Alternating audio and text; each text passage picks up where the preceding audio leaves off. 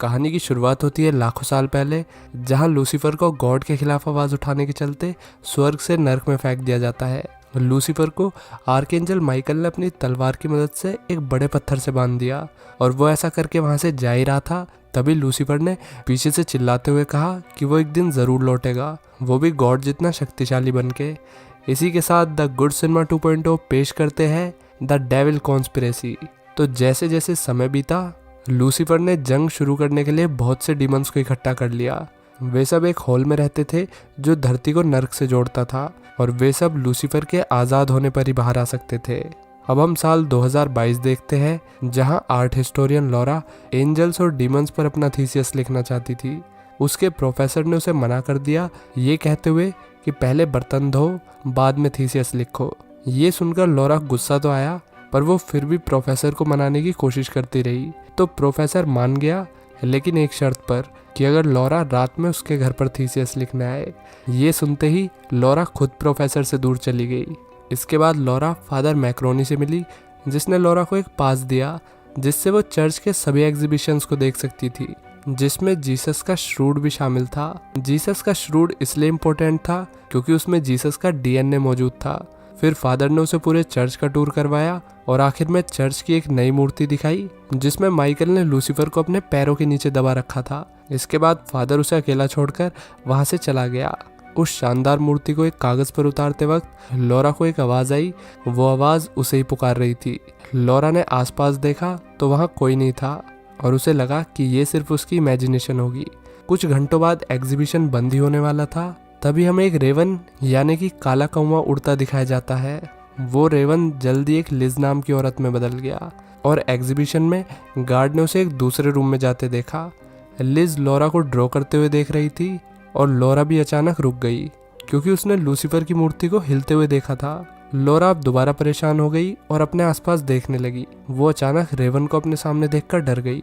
Laura का ध्यान खिड़की की तरफ था। इतने में ही लिज माइकल की तलवार ले गई।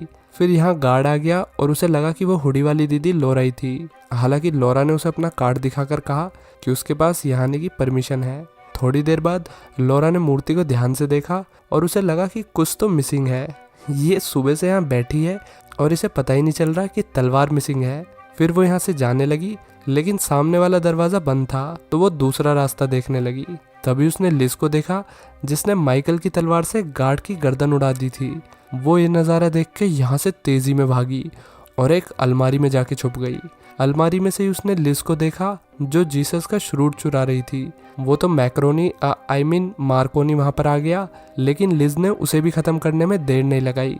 फिर लिज के हैंचमैन भी यहाँ पर आ गए और जाते जाते लिज ने उसे भी देख लिया। वे लोग लॉरा को भी अपने साथ ले जाने लगे। मार्कोनी ने मरने से पहले माइकल को उसका शरीर लेने के लिए कहा ताकि वो लिज को रोक सके। माइकल ने भी मौका मिलते ही तुरंत मैक्रोनी के शरीर पर कब्जा कर लिया और फिर अपनी एंजल पावर का इस्तेमाल करते हुए दुश्मनों का पीछा करने लगा। अगर ये एंजल पावर है तो उसैन बोल्ट तो गॉड हुआ इस हिसाब से। जल्दी माइकल को एहसास हो गया कि मैक्रोनी की बॉडी मैक्रोनी खा खा के बेकार हो गई है और माइकल इसकी बॉडी से ज़्यादा कुछ एक्सपेक्ट नहीं कर सकता। माइकल ने शायद साइंस नहीं पढ़ी। बॉडी से पहले मतलब बहुत पहले हमारा माइंड हार मान लेता है। मतलब बॉडी के अंदर कितनी कैपेबिलिटी है ये माइकल को पता ही नहीं। इसके बाद कुछ अमीर लोगों को दिखाया जाता है जो एक बालक को वॉयलिन बजाते हुए देख रहे थे। वो बच्चा एक प्रोफेशनल वॉयलिनिस्ट की तरह बजा रहा था क्योंकि वो वॉयलिन मास्टर के डीएनए से बनाया गया सिर्फ एक क्लोन था। फिर डॉक्टर लॉरेंट को दिखाते हैं जो एक ऐसी कंपनी चलाता है जो महान लोगों का डीएनए चुरा के उनके क्लोन बनाती है और फिर उन क्लोन्स को अमीर लोग खरीद लेते हैं। आज माइकल एंजलो के क्लोन की बोली लगी थी। इसके बाद यहाँ लिज आ गई और उसने डॉक्टर लॉरेंट को बताया कि उन्हें जीसस का डीएनए मिल गया। ये सुनते ही डॉक्टर खुश हो गया। फिर 3 महिलाओं को दिखाते हैं जिन्हें चैन से बांध रखा था। एक तो ज़्यादा ही रोरी, जिसके चलते लॉरा ने उसे चुप कराया। फिर वे यहाँ से भागने के बारे में सोच ही रहे थे कि तभी वहाँ कंपाउंडर आ गए। वे इनके ब्लड सैंपल लेने आए थे। इसके बाद माइकल वापस चर्च में जाता है, जहाँ दूसरे पादरी थोड़ी देर पहले की घटना की फुटेज देख रहे थे। वे अचानक मैक्रोनी को देखकर डर गए क्योंकि फुटेज में तो लिज ने उसे मार दिया था। हालांकि माइकल ने इसकी कोई एक्सप्लेनेशन नहीं दी और वो उस इंसान के बारे में पूछने लगा जिसे जीसस के डीएनए की सुरक्षा के लिए रखा गया था। ये काम विंसिनी को मिला था, लेकिन पादरियों के हिसाब से पिछले कुछ दिनों में विंसनी पागल सा हो गया था। वो डेविल्स और डीमंस की बातें करने लगा, जिसके चलते उसे चर्च से निकाल दिया गया। माइकल को गुस्सा आ गया कि तुम लोग पादरी होके भी बाइबल की बातों पर विश्वास नहीं करते, क्या तुम्हारे घर अच्छी क्वालिटी के चावल नहीं पहुंचे? फिर माइकल ने विंसनी का पता पूछा। विंसनी एक असाइलम में रह रहा था, तो माइकल मैक्रोनी की कार लेकर उसे ढूंढने निकल गया। उसकी बॉडी में बहुत दर्द हो रहा था, क्योंकि मैक्रोनी के लिए माइकल की शक्तियों को झेलना काफ़ी मुश्किल था। वो तो अच्छा हुआ कि कार में कुछ पेन किलर्स रखी हुई थी। माइकल को नहीं पता कि एक रेवन लगातार उसका पीछा कर रही है।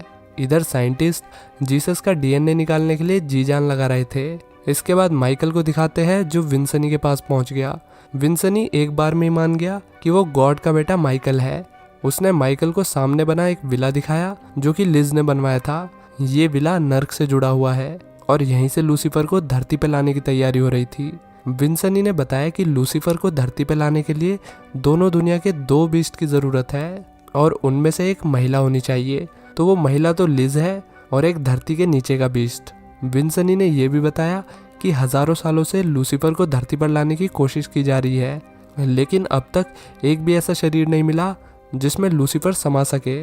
इसलिए ये लोग जीसस के डीएनए से जीसस क्राइस्ट का क्लोन बनाने वाले हैं, क्योंकि लूसीफर को सिर्फ जीसस का शरीर ही झेल सकता है। तभी इस इलाके में होने के कारण माइकल की तलवार हिलने लगी, जिसके चलते लूसीफर ने खुद को आज़ाद करा लिया। अब विले के अंदर तीनों महिला यहाँ से निकलने की तैयारी कर रही थी। उन्होंने कंपाउंडरों पर अटैक भी किया, लेकिन बात कुछ बनी नहीं। फिर इन तीनों को सर्जरी के लिए लाया गया और इनको जीसस के डीएनए से प्रेग्नेंट करके एक अनोखी जगह पर लाया गया, जो धरती को नर्क से जोड़ती थी। फिर नर्क के बीच ने इन्हें एक एक करके नीचे भेजा और वहां लूसीफर की आत्मा इनके शरीर पर कब्जा करने पहुंच गई। पहले लूसीफर बारबरा में घुसा और तुरंत ही बारबरा की मौत हो गई। फिर वो लौरा में घुसा और लौरा को कुछ नहीं हुआ। मतलब लौरा का शरीर लूसीफर के लिए एकदम परफेक्ट है। लौरा को लूसीफर के चाहने वालों के सामने पेश किया गया, ये कहकर कि यही लड़की है जिसे हमारे मालिक ने चुना है। फिर उसे एक ग्लास से प्रोटेक्टेड बेड पर ले जाया गया और जब लौरा ने पूछा कि उसके पेट में क्या है, तो लिज ने उसे बताया कि उसके पेट में और कोई नहीं बल्कि साक्षात जीसस है। इधर माइकल भी गुफा के रास्ते विले में आ गया। उसने गार्ड से फाइट की, फिर जीसस का डीएनए लेने के लिए लैब में पहुंच गया। डॉक्टर लॉरेंट भी उसी वक्त वहां पर आ गया और फिर माइकल उसे दबोच के उससे सवाल पूछने लगा। इसके बाद उसने पूरी लैब को ही उड़ा दिया। फिर वो लौरा के पास पहुंचा। वहां लूसीफर टेलीपैथी की पावर से माइकल से बात करने लगा। फिर लौरा को लगा कि माइकल भी इन सब से मिला हुआ है, इसलिए वो डर के वहां से भागने लगी, लेकिन माइकल ने उसे जल्दी समझा दिया कि वो उसी की साइड है। अब बेबी बहुत जल्द बड़ा हो रहा था। इसी बीच माइकल का सामना बीस्ट से हो गया और मैक्रोनी की मामूली बॉडी की वजह से माइकल बीस्ट से हार गया। इधर लिज ने वापस लौरा को कब्जे में ले लिया। माइकल को नर्क के दरवाजे से बांध रखा था। जैसे ही उसे मौका मिला वो दरवाज़ा खोलकर नर्क में कूद गया। उसके वहाँ थे डीमंस उसे पकड़ने के लिए आ गए। उन्होंने माइकल को बंदी बना लिया, सेम उसी तरीके से जैसे लाखों साल पहले उसने लूसीफर को बनाया था। इधर लूसीफर ने लौरा की बॉडी पर कंट्रोल कर लिया। यहाँ हम देखते हैं कि लिज को लौरा से जलन हो रही है, क्योंकि लूसीफर ने लिज की जगह उसे चुना। और आपको पता ही होगा, लूसीफर के फेवरेट पापों में से एक पाप है जेलसी। तो लूसीफर को पता चल गया और उसने लिज को सजा देने के लिए कोपचे में ले लिया। इधर नर्क में कुछ बच्चों ने माइकल को बचा लिया और फिर माइकल अपनी तलवार मिलते ही अपने असली रूप में आ गया। उसने बच्चों से वादा किया कि वो उन्हें यहाँ से जरूर निकालेगा। फिर माइकल वापस धरती पर आ गया। लूसीफर उसे देखते ही उस पर अटैक करता है। फिर माइकल ने लूसीफर को बताया कि गॉड ये सब क्यों होने दे रहे हैं, क्योंकि लूसीफर जीसस के शरीर में हमेशा के लिए कैद होने वाला है। फिर लूसीफर ने लिज को आदेश दिया कि बच्चे को ख़त्म कर दो, लेकिन लिज को लगा कि ये लौरा बोल रही है। बच्चा होने के बाद लिज तुरंत ही उसे अपने साथ ले गई। इसी बीच बीस्ट सबको मारने लगा, चाहे फिर वे डॉक्टर हो या फिर कंपाउंडर। इसके बाद लौरा ने वापस बच्चे को ले लिया और इसी बीच माइकल भी वहाँ पर आ गया। उसने लौरा से कहा कि वो बच्चे को नुकसान नहीं पहुँचाएगी, क्योंकि लौरा को लूसीफर ने नहीं बल्कि गॉड ने चुना है, ताकि इस बच्चे में लूसीफर अनंत काल तक के लिए कैद हो जाए। फिर माइकल ने डीमंस को धरती पर आने से रोकने के लिए विले को ही उड़ा दिया। आखिर में हम देखते हैं कि जीसस 2.0 काफ़ी बड़ा हो गया है। लूसीफर टाइम पे बाहर आने की कोशिश करता है, लेकिन जीसस का क्लोन उसे वापस अंदर खींच लेता है। शुक्र है लूसीफर नाक से ही बाहर आने की कोशिश कर रहा है, ना कि कहीं और से। तो आपको जीसस 2.0 अच्छा लगा हो तो द गुड सिनेमा 2.0 को भी लाइक और सब्सक्राइब करके अपना प्यार दिखाइए। अब देखते हैं आज के शाउट आउट्स। आदर्श को टीजीसी से प्यार हो गया है, दीपक कुमार को भी। प्रियांशु कुमार को डायलॉग्स ऑसम लगे, थैंक यू भाई। चलिए आज के लिए इतना ही, मिलते हैं नेक्स्ट वीडियो में। Till then take care, bye bye.